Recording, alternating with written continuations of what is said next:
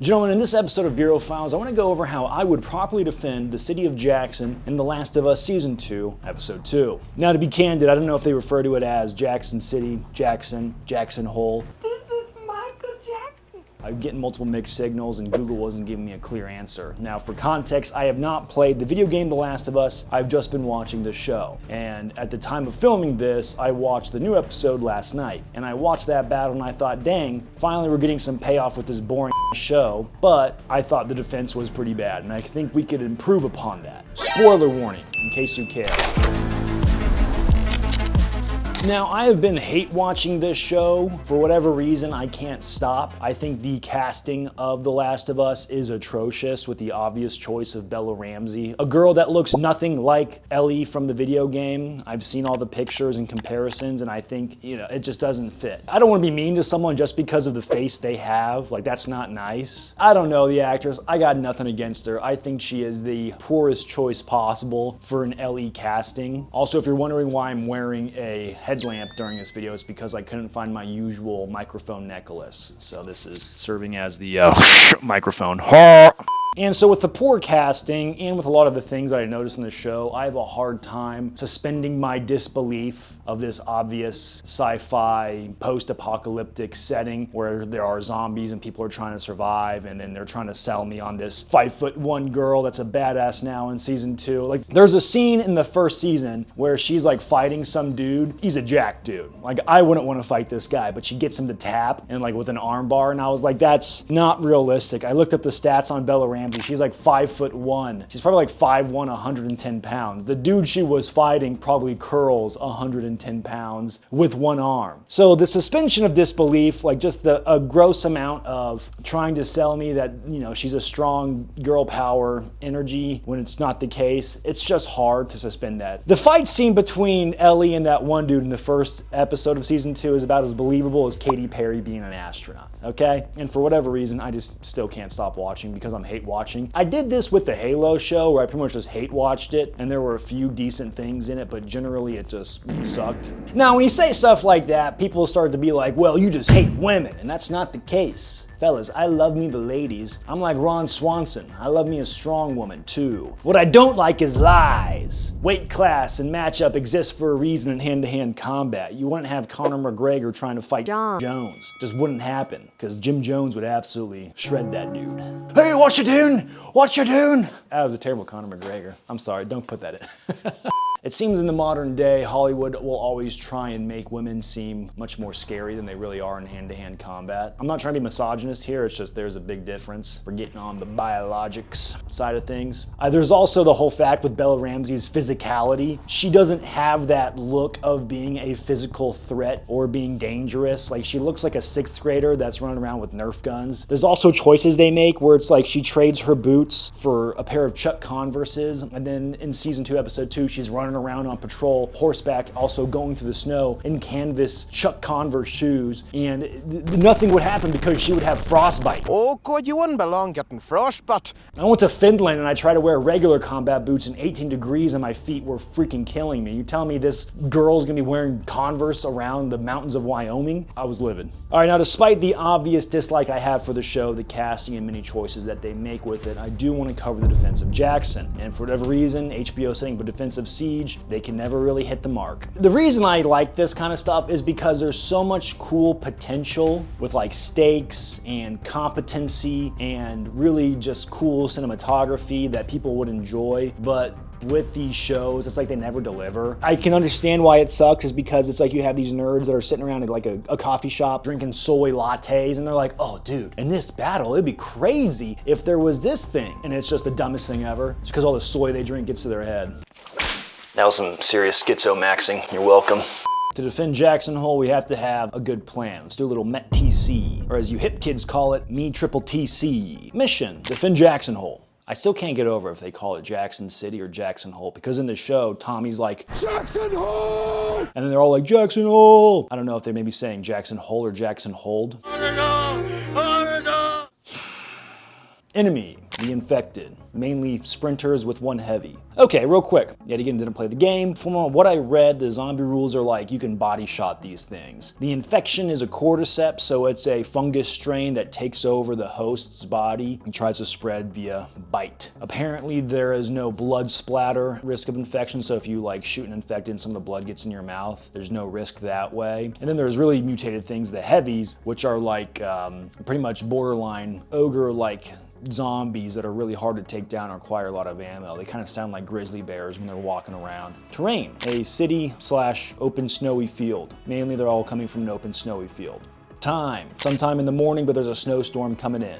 Troops, Jackson regulars. Civilian considerations, women, children, the elderly. I don't know how many. I don't even know why I use the whiteboard considering how dog my handwriting is. Now in the show, the infection starts in the year 2003, and in the first season it picks up 20 years later. Well, in season 2, it picks up 5 years later, so it's been 25 years since the fall of civilization as we know it. Now, to give the city of Jackson some credit, on the outside looking in, it has some pretty substantial defenses. But if you look just even a little bit deeper, we can see a lot of things fall through the crack. And this is just from my perspective. Some of you guys that are way more militarily inclined will probably be like, yeah, that looks ridiculous. I can't believe they didn't have X, Y, and Z. The walls. So with the Jackson walls, we have 30-foot high, at least it looks like, 3-story high timber walls made out of local trees, all going vertical, lined up all the way across. We would quickly learn in this battle that those walls weren't that useful at all when they had to stack up against just one heavy from the infected. Insane. The reason I say this is because if we look at history, if you think, wow, well, it's the apocalypse, how could they even do any more than that? I mean, technically speaking, the fall of civilization and/or certain types of living standards have still fostered great achievements from mankind. Granted, they weren't trying to be eaten by zombies, but if you have enough time and/or security, you can build some pretty crazy stuff. I say that if you look at ancient civilizations building these massive stone structures. Fast forwarding going to the Middle Ages, they were still building castles with good defenses, moats, baileys, trenches, stuff like that to help disrupt an enemy coming at them. Maybe it took us some time to initially secure Jackson. We had a set of patrols. It was a constant kind of fighting, but then eventually we got the walls up. Now, once you get those walls up, it gives you some time to not have to worry about the infected slipping in, just like 1 gets in, bites your guys, 2 become 4, 4 become 8, and then it becomes a whole crazy thing, right? Gives you a little bit more breathing room. If that was going on, then they should have taken the time to actually build up stone structures. I don't know the whole construction world, but if the ancient people can figure it out, I'm pretty sure these people could figure it out. Clearly, it would have been worth it and saved even more lives because just 1 freaking heavy broke through the wall, dude. What was the point if it just took 1 of those things? Thank God there wasn't 2. Idiots. Now, I believe the whole attack on Jackson has to do with the fungus cordyceps hive mind type thing. Yet again, didn't play the game, don't know how it works, but from what I can infer from the show, they were like doing construction inside the city, breaking apart some pipes, and they discovered the fungus, and the fungus was like looking around doing the fungus thing, and so maybe it was signaling to the other infected outside of the city that were hibernating underneath the snow that this is where there was more meat to be found. And so those infected are going to come follow that signal. Those of you that are Last of Us nerds, fill me in the comments. Do your thing. So of course, large horde that was originally chasing Joel and Dina through the mountains. So all those infected veer off and they start going to Jackson. That kicks off the whole defense of the city. Now, they did get some early warnings because on earlier patrols, it was hinted at in the episode that on their patrols, they came across like a whole bunch of frozen infected, and then more infected popped up from underneath them, so it kind of like put the town on high alert, and thankfully that happened because now their defenses were better than what they probably would have been because now everyone was more on edge. All right, let's talk numbers. In the show, the city Jackson, I was getting about 300 to 500 people based off my research. In real life, it says there's like 10,000+ people in town / 25,000 people in the whole valley. It's the apocalypse, people are gonna die. Feels like from the show there would be more people than just 300 to 500. I bring this up because we'll get to some more theories later.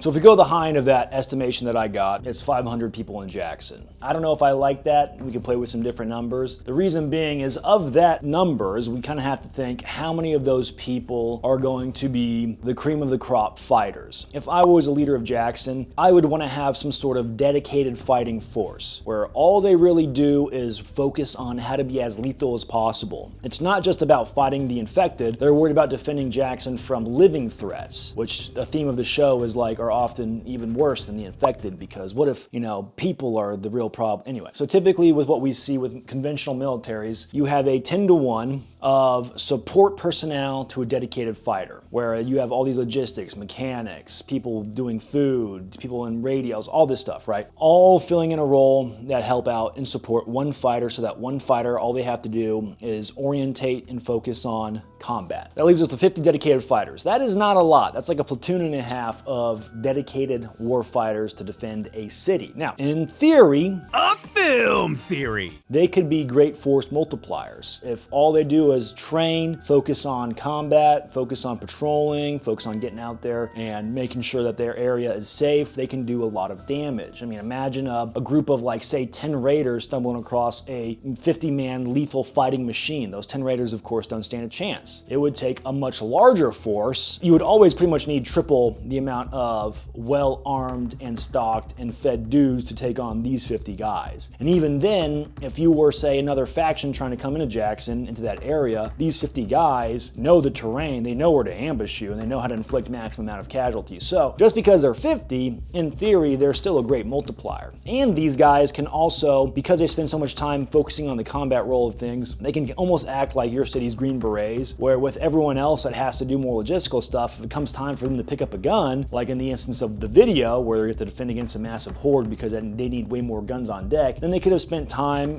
the free time of those people that they have from their usual duties to train them and become more lethal. The nice thing is doing these numbers is pretty quick, so it's like if you have 10,000 people in Jackson, you have 1,000 dedicated fighters where all they worry about is combat. In this instance, if there's a horde, we're not fighting a technologically advanced threat, we're fighting just a massive mob, and we need as many trigger pullers on the wall and or in places of strategic value as possible. So whereas, before you have 50 elite fighting guys, now we can up those numbers to we have 350 trigger pullers. And then say the other 150 civilians are just, little kids or elderly people that they would do more harm than good if they were out. So they're gonna go shelter in place, which in the show, the plan was send them all down to a basement, lock the doors, wait for the all clear. So really we got 350 trigger pullers to work with. Now in the show, the tactic was trigger pullers on top of walls, and within the city you have trigger pullers on top of buildings. Everything was going great until that heavy tanker breached through the wall, and then it flooded the city, and then once they got into the city, they were getting inside of buildings. The buildings on top of the roofs weren't secured, and then the affected were getting on top of roofs, and it was just a whole chaotic shit show. It was terrible. Like no one thought to barricade the roofs they were on so they could just keep shooting the infected down low. Really bad idea, really poor execution. There's a whole bunch of other defenses that they need to have that would have really given them a whole nother edge. One thing that drove me kind of crazy was the whole fire drum thing. They built like these little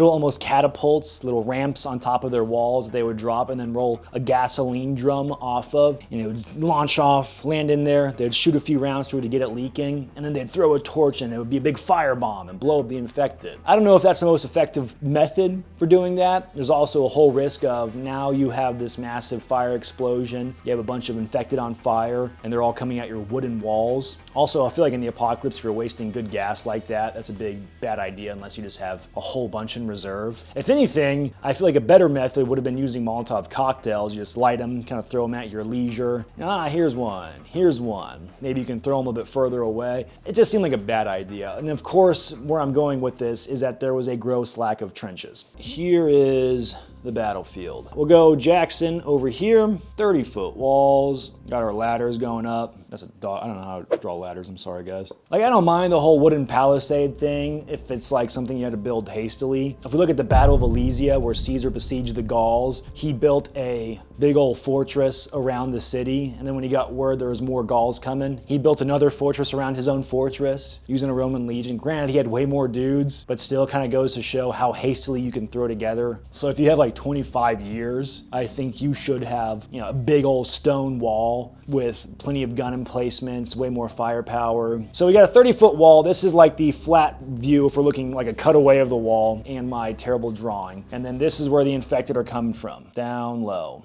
I don't know why they're so short. Little Bella Ramsey down there. The defenders are shooting down at the infected. They're launching oil drums, which they plan to shoot and light on fire. This is their plan. Everything's going well until it doesn't, and then the infected get in. Once the infected get in, they flood the streets. There was no fatal funnels. There was no way to channel the infected. They pretty much had carte blanche to run around the city however they wanted. To me, this is a big sign of gross incompetence. You gotta think, okay, we have to have multiple levers in place, multiple kill zones, multiple fallback positions if this is going to work. Now, a fun thing about this whole scenario is that we have firearms. We have small arms, which is nice. We're not fighting the Game of Thrones right now, just bows and arrows and catapults and scorpions and ballistas and all that stuff. We actually have small arms, and we have all the tech that predates 2003, so we have a lot of stuff to choose from. Interesting thing to think about is all the small arm technology and development is pretty much cut off right at 2003. I didn't see anything that was too anachronistic to what would exist after 2003. To me, this is not the best use of a field of fire. Sure, you have a bunch of people on a wall shooting down. That sounds pretty nice, but what's really going on, you're shooting down at a massive horde sprinting at you.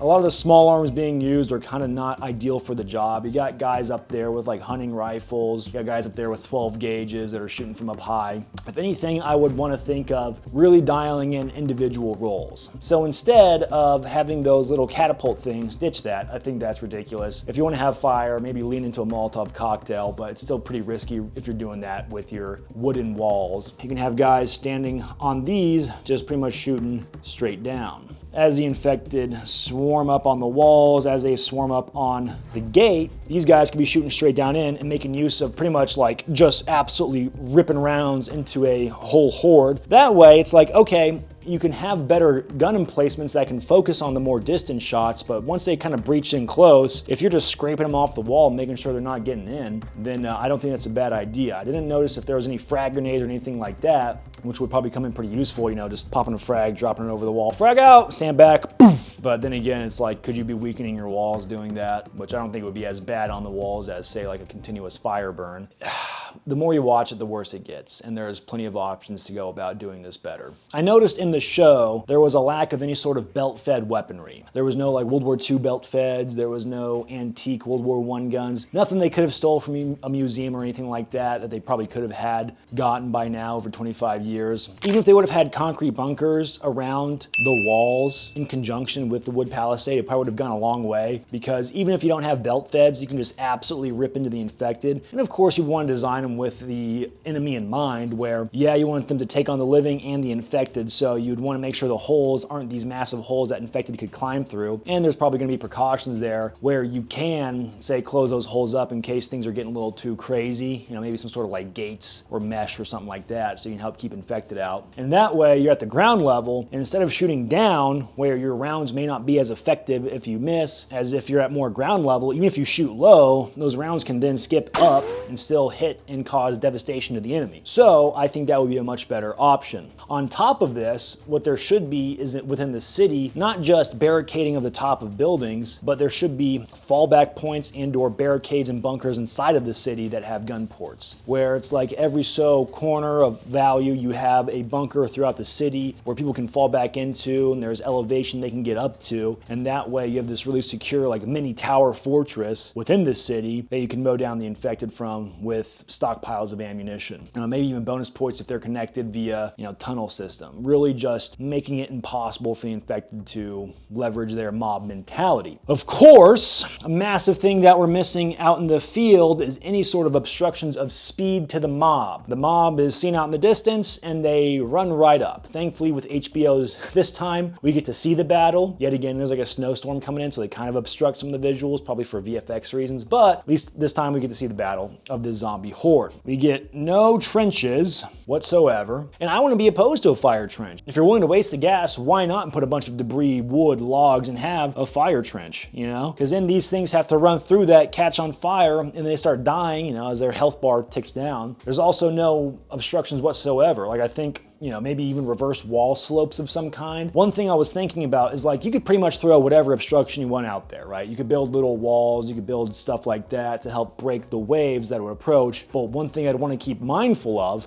is living threats approaching your walls. If there's a bunch of stuff out there that they could use for concealment and or cover, then it's kind of like you're shooting yourself in the foot when you have to fight real people. But that could all come down to, you know, placement, logistics, stuff like that, where it's like your patrols and or dedicated military fighters already killed those guys before they ever got close to your compound, and then that defense is mainly for the infected. But I don't hate the idea of having even walls out there that help funnel the infected in. So it's like they have maybe even 6 foot, 7 foot walls that the infected can't climb over, and that way you can funnel the infected into kill zones. Like, say this is a top-down view of Jackson right here, where this is the walls and everyone's shooting out. And then out here we have our trench. After that trench break where it slows those things down, you then have these walls that funnel them into the kill zone of, say, towers with heavy gun emplacements. One thing I was even thinking of is technically cannons exist. Tchaikovsky, no. Tchaikovsky, yes.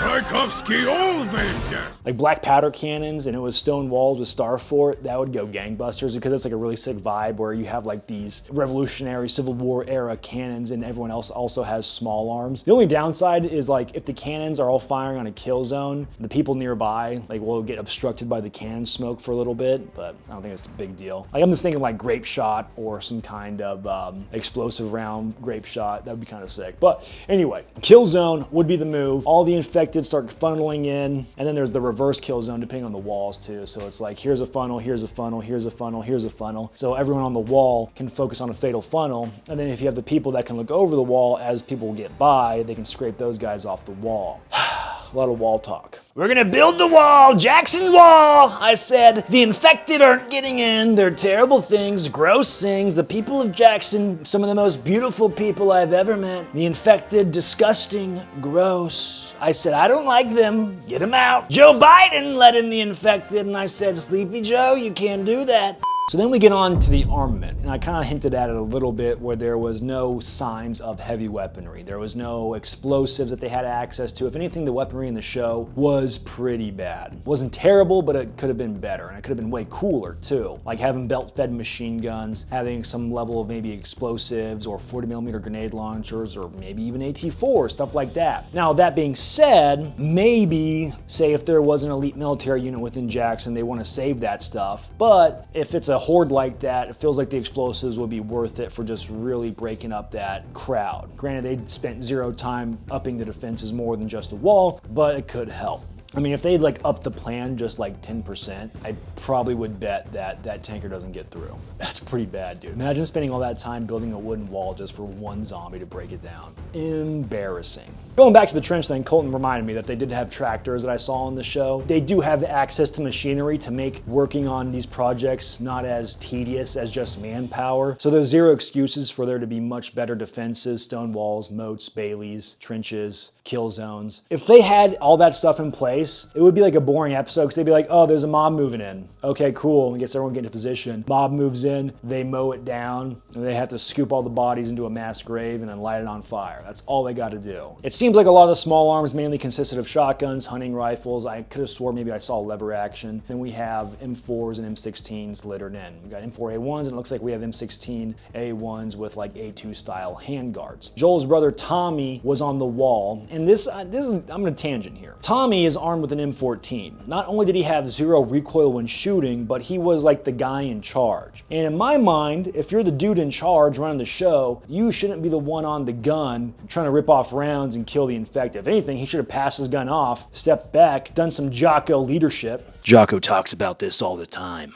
Leaders aren't supposed to be on the gun, they're supposed to be observing. You're letting everyone else kill infected, and you can observe, hey, what's going on? How's my left flank? How's my right flank? What's the infected doing? How do we course correct based off that? I don't mind if he has a gun at all. I just don't think he should be really focused on shooting it. So if anything, he needs to like step back and orientate himself to leadership role. And he kind of got sucked into the whole gunfighter role. I get it, you want to defend your home, but if you're the the guy calling the shots. You want to have your eyes up, looking and assessing what's going on. I will say the tactics of employing people on rooftop, depending on the level of marksmanship, trying to hit moving targets sprinting left to right and or at them is not the best idea. There was a scene after the zombies break through, they get into the city, they start hitting Main Street, Tommy's running down Main Street like, guys, they breach. It's like, okay, there's a breach, you know, people on the wall start pulling rear security, and there should be elements in play where they are able to shut off the wall so the infected can't get up. But then you have Tommy running down Main Street, they breached, and he runs and he throws on a flamethrower, probably one of the worst flamethrowers I've ever seen. It looks like a weed flamethrower for like gardening, abysmal. And of course in the show he gets way more flame time than he should have with that tank, but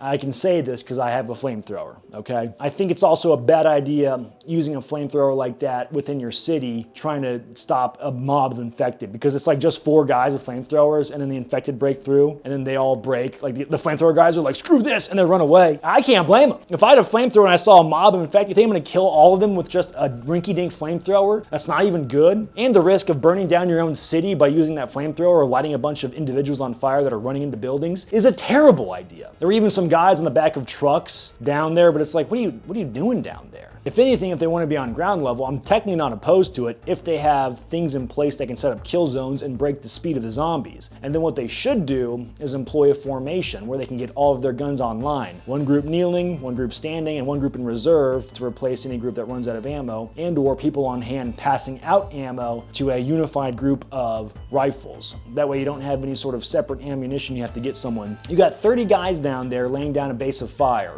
3 rows of 10, and then you have your ammo carriers running around. Yes, this probably does sound like a World War Z reference. Before reloading, they can all get off 900 rounds. Now, I don't even think the zombie horde was 900. It may have been 500 to 1500, but if that's the case, in one volley, if they're landing all their hits, they're absolutely wiping out these infected. And if there's another group to help cover for them, and if there's people on the rooftops, they're gonna handle these infected pretty quick. Now, it's not even taking into account potentially larger magazines. If they're using larger mags, say 60 rounders, or say they're using 120 rounders, like drum magazines. What's the rate of fire capability? Stuff like that. You can put out a lot of lead and kill a lot of zombies that way. But instead, they chose to be on the rooftops, and I get it, but it's kind of like, how good are your shooters up there? Are they able to land those hits on fast-moving targets? Because it's tricky. I'm getting heated, dude. I watched this episode and I was like, this is ridiculous. These people are idiots. I will say overall, amongst the individual fighters, there was a gross lack of any sort of tactical web gear. Now, I'm not saying I want these people to look like high-speed fighters because the world pretty much ended in 2003, but Alice gear still exists. Like, they could have some level of carrying more ammunition. The fact that they have nothing is crazy. There's also a thing where how come no one has any inclination of armor, given the fact that the infection spreads through bite? So something strong enough to stop any sort of biting, I feel like would be a pretty good idea. Whether it's you make chainmail, whether you make some really thick leather padded armor, I think that would go a long way. And then you can integrate your modern, maybe Alice tactical gear over that. Like, that'd be a pretty sick vibe too. Everyone looks like they're dressed for like a Patagonia outdoor photo shoot. No one is like, we're in fighting kit right now. No one has that vibe to them. I think I saw one girl that had like some kind of belt and some pouches that was handing out ammo. She handed a mag of 7.62 to Tommy, his non-recoiling M14 that fires a 308. I gotta pee. One thing that I think they dropped the ball on is that world building, where you have these people in Jackson that are apparently supposed to be very competent survivors, masters of their environment, securing this area, making it safe, starting a new life. It would be cool if there was that element of like, hey, we have, the time to create armor. Let's integrate leather and chainmail together, or leather and steel plating, or leather and all this stuff together with our modern firearms if we have to take on the infected like this. That way, say you do get swarmed, but then they can't bite you whatsoever, and yeah, they swarmed you, yeah, they may hurt you a little bit, but at least you're not an infected zombie that has to get shot in the face after they bit you. So I feel like that would have been way smart of an idea. That just doesn't happen because they all want to look cool for, I guess, TV. Another thing that is not utilized that I think is a massive waste of real estate, the bayonet. For the sake of YouTube, this is not a real firearm. There was a gross lack of bayonets in the show. Tell me that don't make you feel cool. I feel cool. That may not be as good as a spear. It may not be as effective as a dedicated pokey thing. But you know what it does for me? Confidence. And it probably also works at stab in case you run out of ammo or things get hairy. I feel like it's a nice psychological booster to the guys fighting on the wall, or maybe they're down in the formation in the file and they're ripping off rounds. Oh no, a zombie's getting close. Yeah! Didn't even think so. Like when I have a bayonet on this thing, I feel mean. I feel aggressive. I feel like a go-getter. Even if I run out of bullets, I can stab it. It's pretty gangbusters, dude. Looks cool. POV. You're the zombie attacking Jackson. Hell, maybe if those bayonets aren't as effective as they want, they can even make modified bayonets. Or maybe they got some M1 Garands with the older style bayonets or older guns with that, so it's like they could have that option. I think that would be a really cool sci-fi aesthetic if they could like make this really cool uniform of armor with maybe even different units having different style of armament. So maybe like certain guys are all up armored, but then these guys say have M1 Garands with these long bayonets, or these guys have trench guns with long bayonets, and I'm sure finding all these guns would be a hassle, but for the sake of entertainment, it would be kind of sick. Like a big thing I noticed with the show is that a lot of the clothing all looks pretty fresh. And this is 25 years on, there's not a lot of wear and tear, there's not a lot of patchwork jobs to these pieces of clothing to keep them going and useful. It's like in some cases, it's like they just found it in a fresh factory and now they have new clothes. And it's like, okay, you know, I don't expect people to want to have raggedy clothes all the time, but if you're going out on patrol, if you're living in this stuff nonstop, eventually your clothes, your outfit on rotation is gonna wear and tear, you're gonna need some more patchwork to it. Like it seems like the resources of Jackson are pretty good. Everyone has ammo, they have gasoline to spare to use as an explosive or some sort of improvised explosive device. So it seems like they could have done some more and made it more interesting instead of just going with like generic, boring small arms, but it's okay, I gotta get let down, I guess. I will say, as far as the show goes, it was entertaining and fun to watch. But then all of a sudden, like they kind of just won the battle. Like Tommy's wife goes and released some dogs, and it's like that's like the tide that got turned. Also, Tommy just had major plot armor during that battle. He's running around with a flamethrower, kills the heavy with a flamethrower despite a whole bunch of people being on the walls and roofs with guns that could have just poured firepower at that thing, because everyone would have saw that thing and been like, oh, let me shoot that thing real quick. And then all of the guns turn towards it, start ripping into it with lead. You can only take so much lead before you just get like eviscerated. That thing would drop and Tommy wouldn't have to burn it to death with the worst flamethrower I've ever seen. And then Tommy's out in the street with just his pistol, not getting infected whatsoever. That was pretty bad. I was like, dude, how is Tommy just dodging all these infected? If anything, it kind of proved that maybe submachine guns might be the way to go in this world, where if you just have to body shot the infected, you can carry a lot of ammo with a submachine gun. I mean, I want an MP5 and a katana. Be sick, dude. Well, I think that does it for me. I wanted to talk about this episode and just vent to you guys and go over what we could do better. Let me know in the comments section what input you would do and or implement on the Jackson battlefield against the infected. Godspeed. Did I talk about how bad of a cast Bella Ramsey is for this? I hope I did.